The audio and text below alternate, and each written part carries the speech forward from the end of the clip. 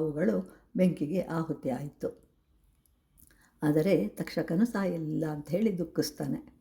ಈ ವಿಷಯವನ್ನು ತಿಳಿದುಕೊಂಡು ವೈಶಂಪಾಯನ ಎಂಬುವನ ಶಿಷ್ಯನನ್ನು ವ್ಯಾಸರು ಜನಮೇಜಯನ ಬಳಿಗೆ ಕಳಿಸ್ತಾರೆ.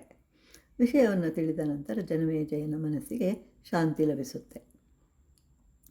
ಧರ್ಮರಾಯನು ಮಹಾಪ್ರಸ್ಥಾನಕ್ಕೆ ಹೋಗಲು ನಿರ್ಧರಿಸಿ ಪರೀಕ್ಷಿತನಿಗೆ ರಾಜ್ಯಾಭಿಷೇಕವನ್ನು ಮಾಡ್ತಾರೆ.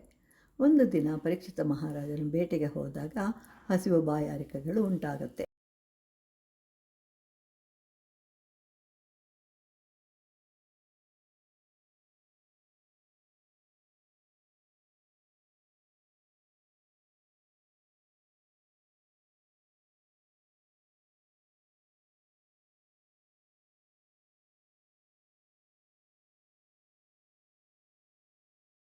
ಭಾರತ ಭಾಗವತ.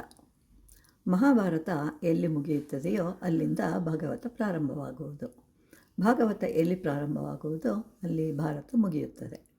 ಅಭಿಮನ್ಯುವಿನ ಮಗ ಪರೀಕ್ಷಿತ್ತಿನ ಮಗ ಜನಮೇಜಯ.